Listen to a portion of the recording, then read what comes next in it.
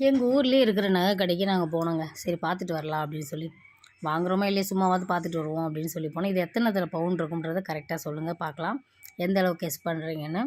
ஆனால் அவ்வளோ ஆச்சரியமாக இருந்துச்சு எனக்கே பார்க்குறதுக்கு. ஆனால் வெயிட் இல்லாமல் தான் இருந்துச்சு. பார்க்குறதுக்கு பார்வையாக பெருசாக இருக்குது. ஆனால் வந்து வெயிட் இல்லாமல் இருக்கும். பொறி உருண்டை இருக்குங்க பாருங்கள், அந்த மாதிரி இருந்துச்சு.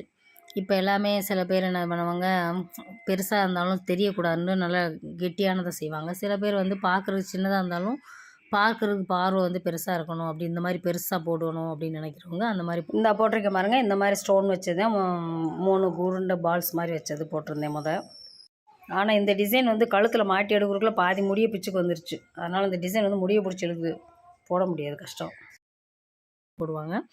அந்த மாதிரி தான் இருந்துச்சு. இவங்க வந்து பார்த்துட்டு இருந்தாங்க. நானும் அதை வாங்கி பார்த்து கழுத்தில் போட்டு பார்த்தேன்.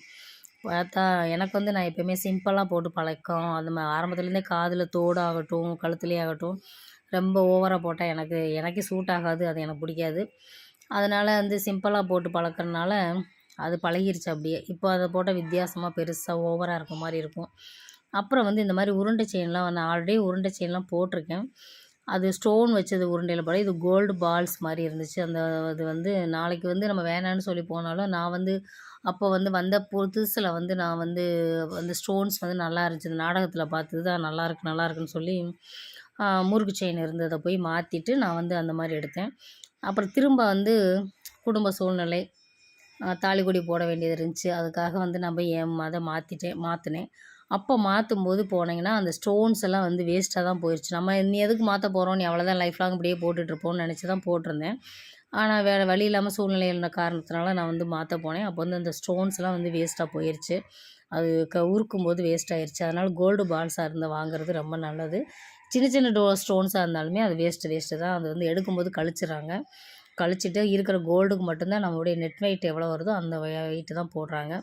ஸோ அதனால் எடுக்கும்போது நம்ம வந்து சின்ன ஸ்டோன்ஸாக இருந்தாலும் சரி பெரிய ஸ்டோன்ஸாக இருந்தாலும் ஸ்டோன்ஸ் வச்சது மேக்ஸிமம் எடுக்காமல் இருக்கிறது நல்லது.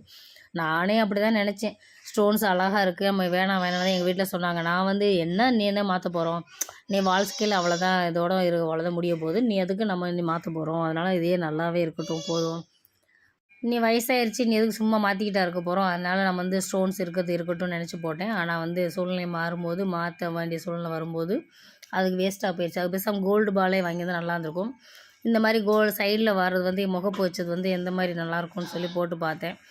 எனக்கு வந்து முகப்பு வச்சுன்னு போயிட்டோம்னா நம்ம வாங்குகிற இதில் வந்து செயினுடைய அளவு வந்து கம்மியாயிரும். அதுக்காக நான் வந்து வேணாம், முகப்பு வேணாம், ஒரு இது வேணான்ட்டு அந்த ப்ளைனாகவே எடுப்போம் அப்படின்னு சொல்லி ப்ளைனாக போட்டு பார்த்தேன் நல்லா இருக்காண்டு. போதும், இது ஆரம்பத்தில் எது போட்டோமோ அதே இப்போ நல்லா பிடிக்குது, அதே மாதிரியே ஃபாலோ பண்ணிட்டு போயிட வேண்டியதான்.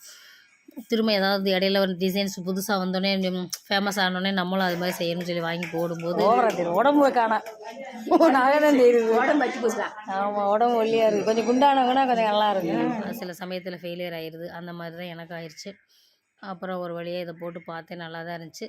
நெக்ஸ்ட்டு என்ன வாங்கினேன் எங்கே வாங்கினேன்றதை அடுத்த வீடியோவில் பார்க்கலாம். பிடிச்சிருந்த லைக் பண்ணுங்கள், சப்ஸ்கிரைப் பண்ணுங்கள். நெக்ஸ்ட் வீடியோ பாருங்கள். உடம்பு வாங்கினேன்னா இல்லையன்றதை நெக்ஸ்ட் வீடியோவில் பார்க்கலாம். நன்றி, வணக்கம். என்ன